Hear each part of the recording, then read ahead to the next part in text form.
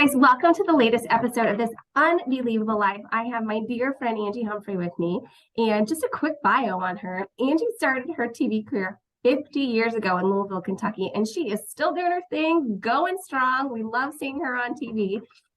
She has a BS in Theater Arts from Murray State University and a Master of Religious Studies, or MDIV, from the Chaplain School at Oakland City. And for those of you who haven't read our articles, we sometimes tap Angie to write articles for our Engage River Valley magazine. So we love listening to her words of wisdom.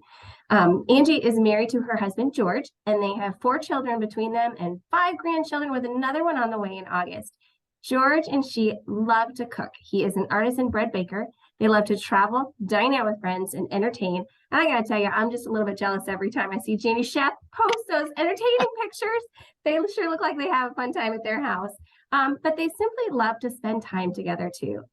Most of Angie's time, though, is focused on the 2 churches that she serves, Fresh Air and St. Lucas UCC. Life is so good, and she is grateful beyond words. And today she's going to talk to us about the preconceived notions of women in aging. Angie, take it away. Hi there, Nikki. Hi, everybody.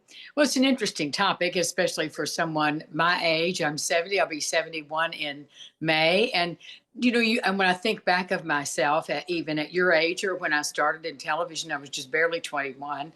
And I remember going to a television studio and watching a show very much like Local Lifestyles. Now, remember, this has been 50 years ago. And the couple hosting the show were in their 70s. And I thought, now this is hilarious. I thought, well, I guess that's where you wind up. You wind up on a morning show. Never thinking that's what I would be doing, and never realizing, what fun that this whole genre of television is, because I get to meet people like Mickey and Joelle and all of you out there who get to be on the show.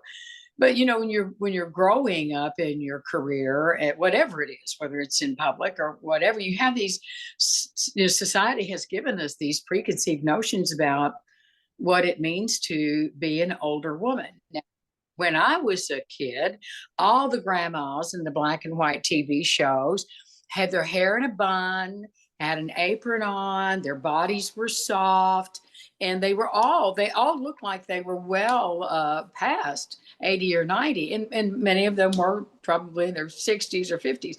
But that's the image that we all have. It's the image that I had of my grandmothers, because that was right in front of me. And I didn't love it or hate it. It just was what it was. But it struck me as I began to get into that category, being an older woman, and it all depends on your perspective, right, where you are, that why do we buy into those images, and why do we accept that that's the only way you can be? And Nikki, I can't tell you how many people say all the time, you've got to age gracefully. Well, what exactly does that mean? Does that mean you tie your hair up in a bun and wear an apron and let your body go? I don't know what that means. I don't know how to age any other way than except the age that the way I'm aging now. I really don't know what else to do about that. How do you feel when you see images of you? Well, you have more positive images, I think, in your generation of older women, because we have a lot of dynamic, famous older women still doing their thing. What did you think, maybe as a younger gal, about getting older, about your grandmas? Well, I was just going to say, when I think about my grandmas, it was the white hair, it was the staying at home. And I don't know about you, but I pretty much plan to work till the day that I die. Because I love the things that I do. I love the magazine. I love real estate.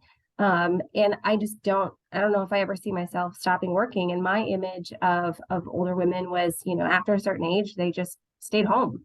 And that does not appeal to me at all. Yeah. And yet here that was in your mind, that was imprinted in your mind. It was imprinted in mine as well. And so there's something about that conscious decision to say, that's not going to be me. It's okay if it's your path, but it's not going to be my path. And then how do I want that to look, and how do I want that to work out? Am I willing to do to ensure that the path, as far as it depends on me, that the path ahead is what I want it to be. Of course, we all encounter health issues. We all have issues with aging. As much as I hate to admit it, I try not to make noises when I stand up. And even though in my mind, I do have those, but if we want to break out of stereotypes, regardless of your age or whatever stereotype it is, a mom, an entrepreneur, doesn't matter if there are stereotypes out there about all of this. So to give yourself permission and the freedom to say, well, that may be, but it doesn't have to be me. I don't have to follow these prescribed paths of being, even if it may be the path of least resistance for all the people around you. And I, as I was thinking about us talking today, it just occurred to me that so often we live our lives and make our decisions based on the expectations of others or what others want us to be, expect us to be. And if you just live in that, you'll never know who you are, and you'll never know what you can do. I mean, I think about all the adventures you are having, you and Joelle right now. Who would have ever thought of the stuff you're doing? I mean, we might have all dreamed of it, but to make it happen, that's amazing. I think a big part of that, though, is getting in that place in your life where you find your passion and you find your dream. I always used to say, you need something outside of home and work to make you happy. But when you can live that happy in your career or the things that you're doing, I mean, it's a whole nother level of existence. And that, 10 years ago, I was working a corporate job and I was miserable and I never got to see my kids. But when I reframed what I was doing and that fit me better in my life, it opened up so many doors. Yeah, but Nikki, that you know what guts it took to do that, and you know that there are always going to be people kicking against that decision because, well, what about me? How will you be to me if you change all of that? I mean, everybody's got a little investment in you, sometimes a lot of an investment in you, and I think that's one of the real challenges is to not let anybody else write your script. My goal is to write my own narrative because, back even when I chose to do real estate 6 years ago, I was coming from the nonprofit sector and I didn't want people to think, well, she's just switching jobs. It's just another job. It has turned into my passion. It has opened so many doors financially for my family. And I never would have dreamed that, 10 years ago. I wish I would have done it sooner. But it's about finally realizing that right fit. Well, I'm sure you didn't wake up one day and go, aha.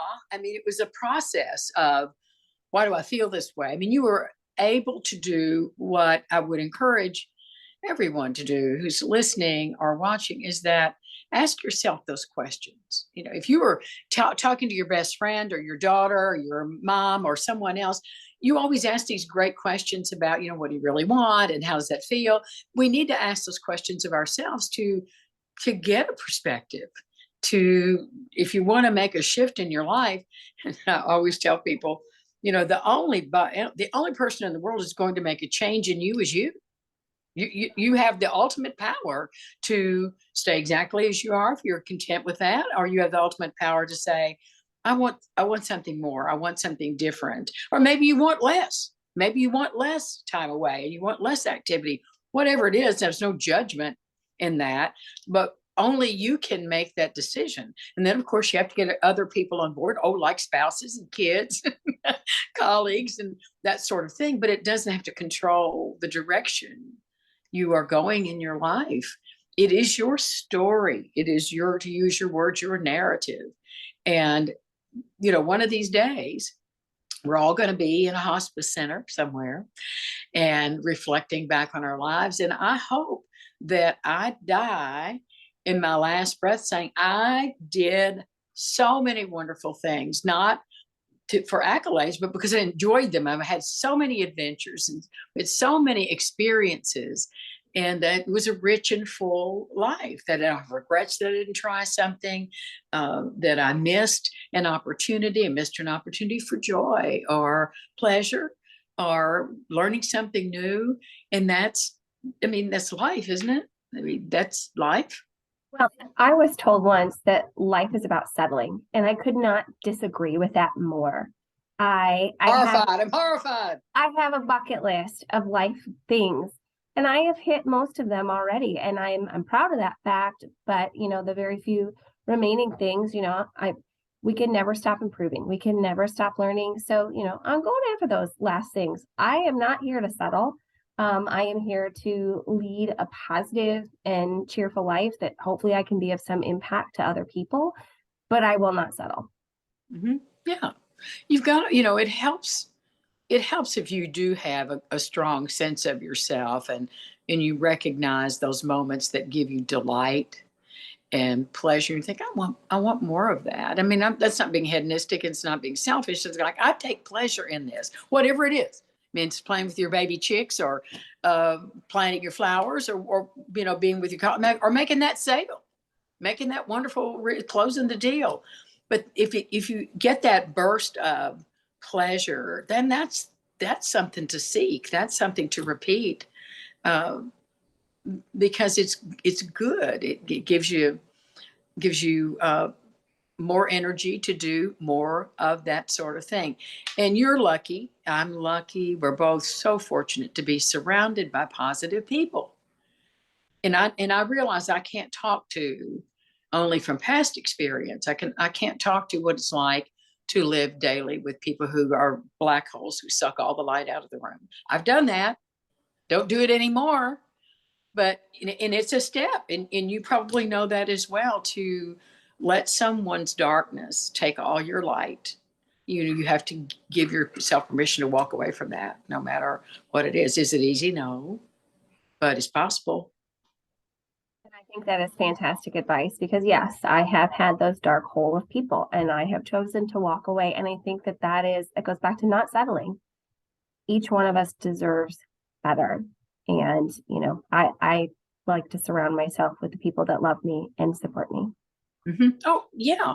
And, for the two of us, that's one of the things that we can give other people, is to invite those who are struggling into our circle to experience that fun and joy and all the positive people around us. Not like you're an empty vessel and I can fill you up. That's ego. But to say, just come and see how it feels to be completely accepted, completely appreciated for you, who you are. Come where everybody's laughing and creating and energetic ideas, and something fun is going on. It's contagious in a good way. I mean, it is a good infection. And I want everybody to have that. That's one of the joys of doing lifestyles, Nikki, you've been on many times, is that I love the connection, but I love telling somebody's story. I just want to, like, I'm turning you around to the world and going, look at her. Look what she's doing. Look at the things she's accomplished. I love that, just to shine the light on the people who are change makers and innovators, who are compassionate people who create nonprofits out of a personal pain, and then make this a wonderful organization that touches the lives of others who are struggling with that. I'm so impressed. I'm so impressed that people take their sadness and change it into a positive for other people. And that's just so heroic. It really is. And that's the one thing I love about the podcast, is that I can spotlight the change makers, the inspirational, and I 100% include you in that category. And I think it's safe to say that we are both, living our best lives right now, and I'm grateful for that. I think it's something that not only, we can turn to God and we can be grateful for that, because there are people that are struggling, but I hope that those people can find the light, that they find their correct path too.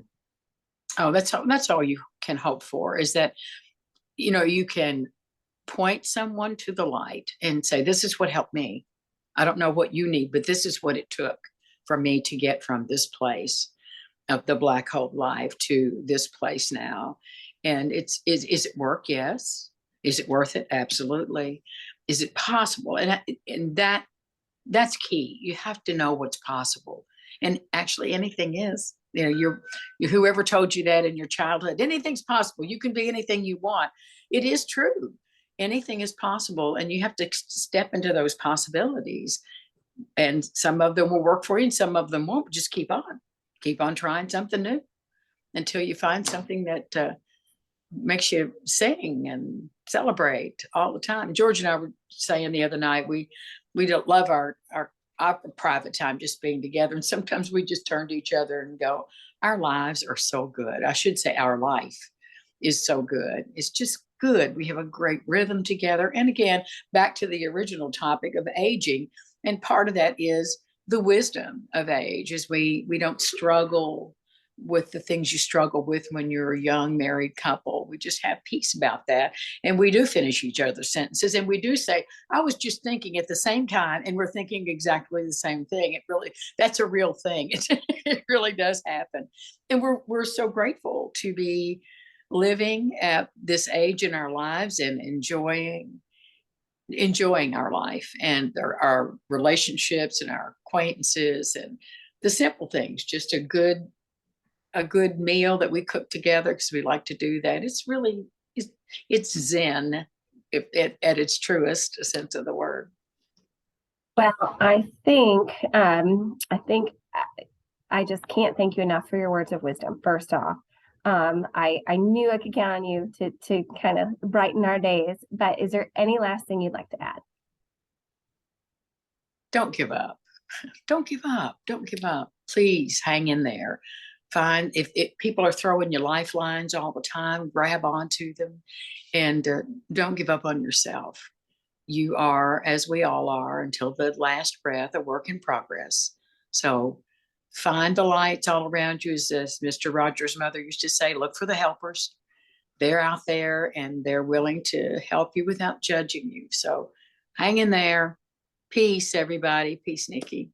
Thank you so much for being on this latest episode of this UnBee-lievable Life. Again, we are so grateful for your words of wisdom, and I just wanted to wish everyone a blessed and fabulous rest of the day.